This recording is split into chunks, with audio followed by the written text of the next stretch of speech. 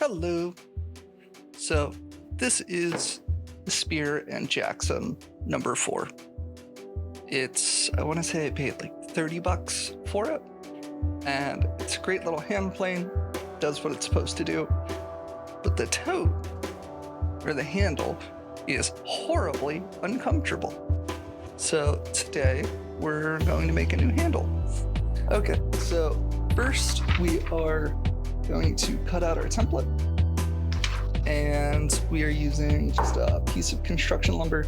This is by no means the recommended kind of wood for a tote.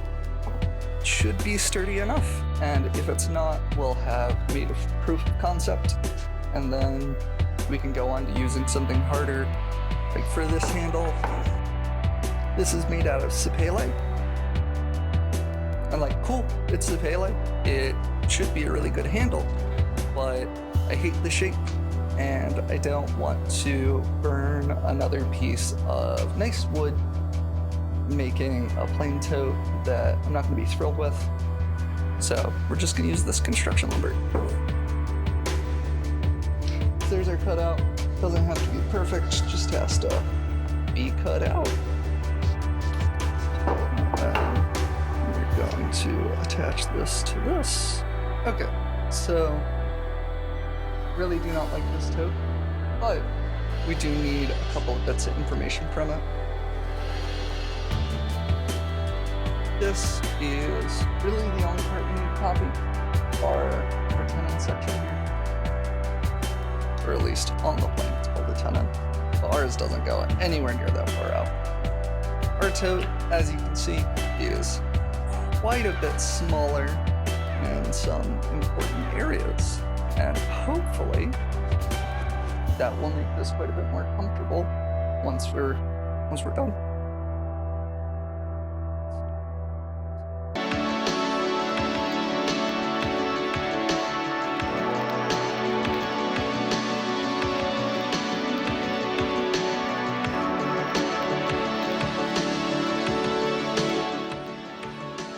Spray adhesive. And you want to make sure to get that everywhere so that everything's sticky for a while. Whoa, a seltzer. So, if nobody's told you the way spray adhesive works, you spray it and you wait for it to tack. It's a tack. Every time I've seen somebody use it, they spray it on something and they cut to them putting their thing down. So for the longest time, spray something and be like, why isn't it sticking? You gotta give it a minute.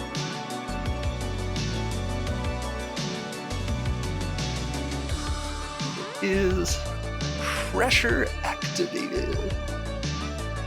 So you gotta go through, apply pressure. And we know our tenon is relatively short, so we should have plenty of space to work with, but I'm going to come in here and draw this out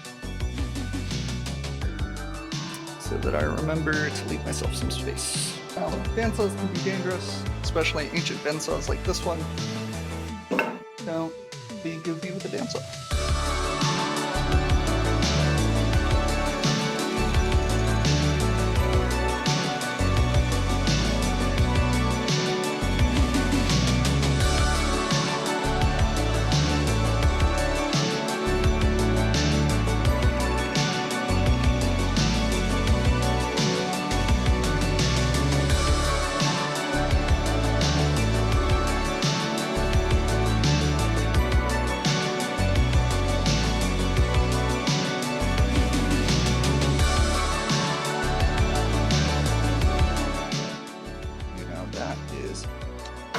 Super goofy looking, but it will get shaped down. So we don't need to be ridiculously accurate.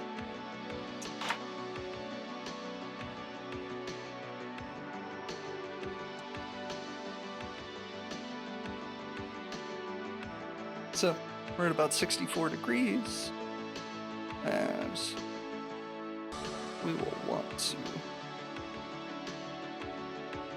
So that will have to go through there, or we can go through front and connect back into it, which might happen.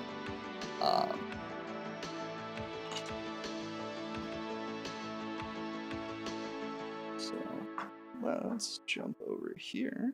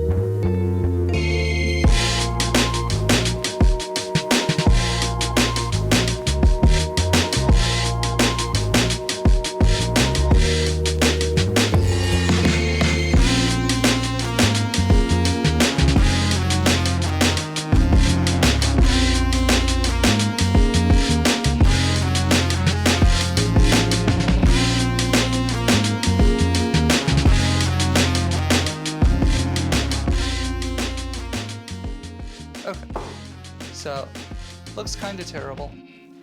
We do have a blowout here at the front. That's what wood filler is for. And we are making progress. That took substantially longer than I thought it would, but not the end of the world, and we have a final product. Or not a final product, but we're making progress. So let's pull out the rasps. Yield Shinto rasp.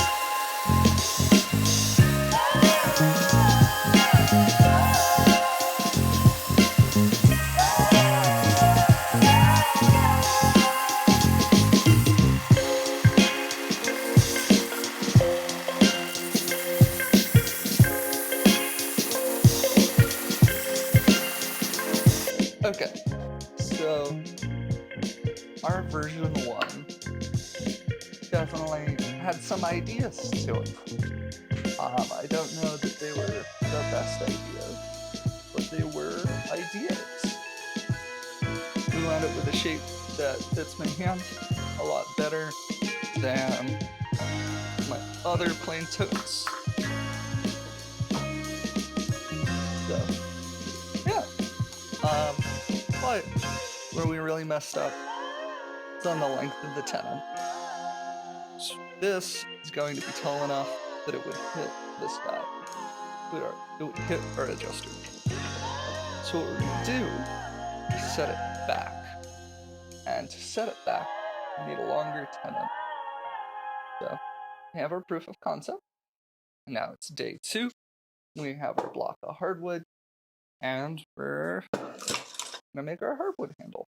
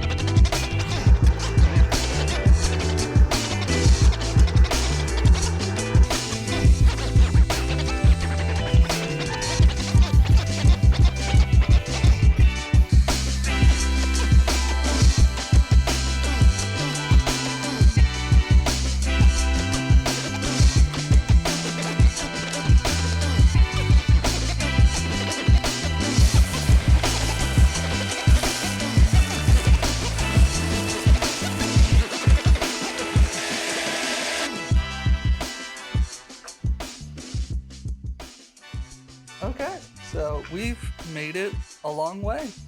We went from our original to our version 1 to our final version. Yeah, come a long way. This is hands down better than the original, a lot better than our first attempt. But I'm glad we did this one. It was a good proof of concept, and now we get to mount this one up. So let's get our old handle off of here and rock and roll.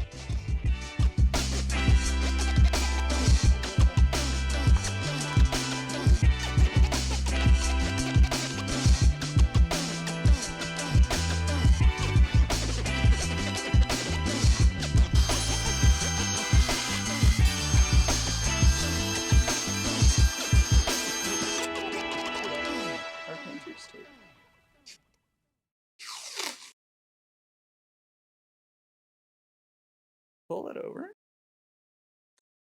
Whoa. If you're smart, you'll rip it before you pull it over.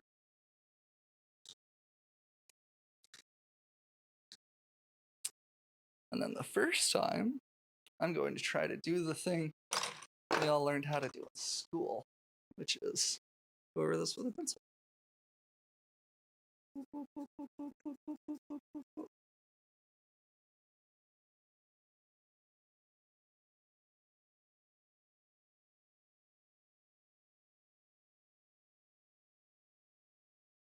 Now we get to find out, did that work?